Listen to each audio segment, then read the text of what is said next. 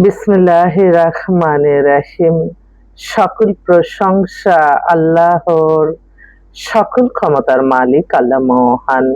আসসালামু আলাইকুম আমার প্রাণ প্রিয় সকল আপনজন, কেমন আছেন? আমি আপনাদেরই সামান্য একজন কান্তা আপা আবারও চলে আসলাম।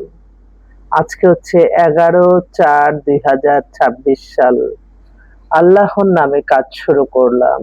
আমি আমার আল্লাহর ঘরে সালাম ও দোয়া পৌঁছে দিলাম। আমার প্রিয় নবীজির রওজা মুবারকে সালাম ও দোয়া পৌঁছে দিলাম। হযরত শাহজালাল শাহপরাণে সালাম ও দোয়া পৌঁছে দিলাম। আজমির শরীফে সালাম ও দোয়া পৌঁছে দিলাম। মাইজবান্ডার শরীফে সালাম ও দোয়া পৌঁছে দিলাম। আমিন। আপনারা যারা বিয়ের চিন্তা ভাবনা করছেন, আমাদের অফিসে সরাসরি ভিজিট করে আপনাদের বায়োডাটার ছবি আপনারা পৌঁছে দিবেন। আমাদের অফিসটা হচ্ছে রামপুরা বনশ্রী মেইন রোডে ৮ নাম্বার হাউস। WhatsApp number 01971860261।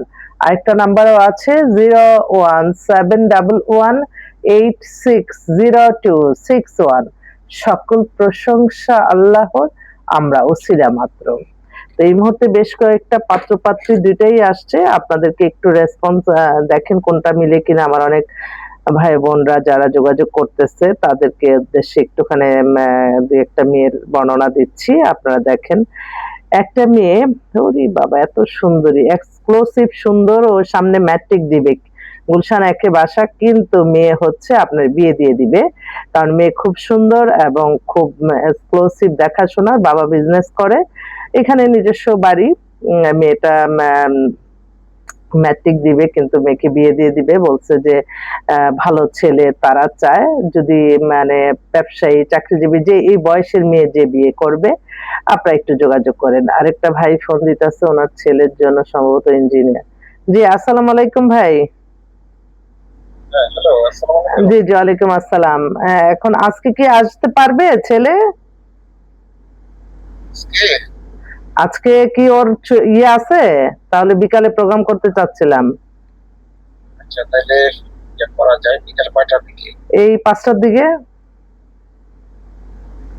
হ্যাঁ, তাইলে দেখি এটা বলবো। আচ্ছা, ছেলেকে আমাকে একটু বলেন। ওকে।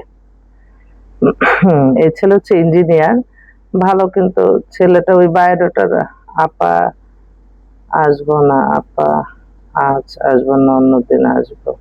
আচ্ছা ঠিক আছে। আচ্ছা আরেকটা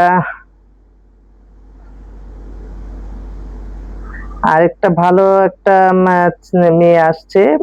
মেয়ে তো বেশিরভাগ আসে আমাদের কাছে, আলহামদুলিল্লাহ সব ভালো ভালো পাত্রী আসে ইনশাল্লাহ। ওনার মেয়ের বাবা পুলিশের অফিসার, মেয়ে হচ্ছে 98 এ date of birth, height 5 feet 4, দেখতে খুব সুন্দরী। ওরা আর্মি অফিসার ছেলে চাচ্ছে 1 নাম্বার। এখন পুলিশ আর্মি, আবার এটা আবার বাবার প্রফেশনটা অনেকে পছন্দ করে না।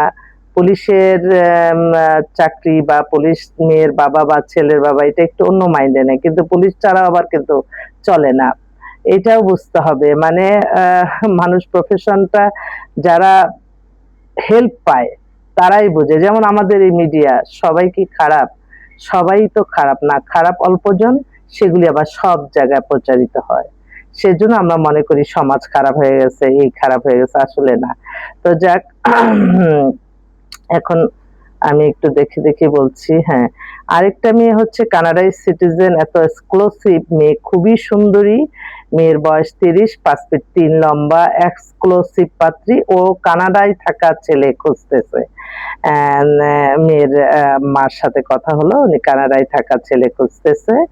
দেখি আর একটা লাভবাহিক গ্রুপ। হ্যাঁ, আচ্ছা আচ্ছা।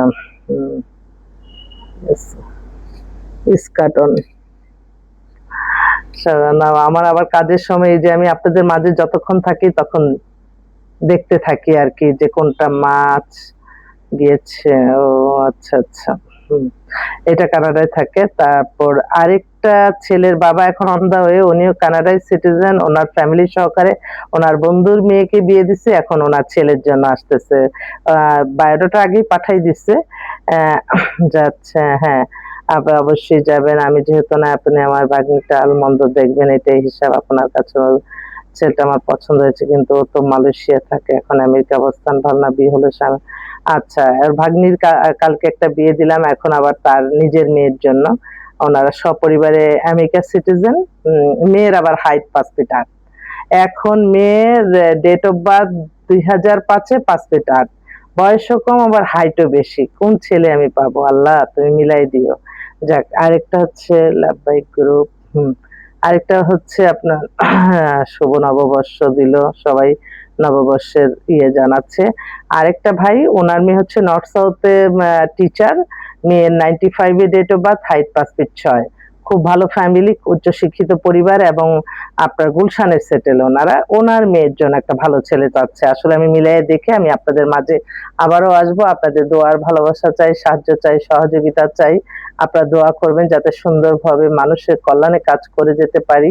আমি কি পেলাম সেটা বড় কথা না, আপনাদেরকে আমি কতটুকু দিলাম সেটাই আমার সবচেয়ে বড় কথা। এবং সবসময় আমার তো অফিসার বলে যে আপনি এত বড় বড় কাজ করতেছেন, কিন্তু আপনার বেলা আমি না, এটা আমি আমার আল্লাহর কাছে বলি। আমার আল্লাহর কাছে সমস্ত আমার শক্তি সাহসকে যদি আমার সাথে অনেক খারাপ ব্যবহার করে, যাই করে, আমি শুধু নিরিবিলে বসে আমার আল্লাহর কাছে বলি, আল্লাহ তুমি তো দেখতেছো, তোমার সকল প্রশংসাই তোমার, সকল ক্ষমতার মালিক তুমি। আমি যদি কোনো মানুষের কাছ থেকে কোনো রকম কোনো সমস্যাগ্রস্ত মনে করে তাদেরকে, আমি কখনোই আমার নিজেকে আমি কখনো ডিসপ্লে করি না। অনেক কঠিন কাজ আপনাকে, অনেক সহজ কাজ আপনাকে কঠিন করে আপনি ব্যবসা মুনাফিকি করব, এই ধরনের চিন্তা কখনোই করি না।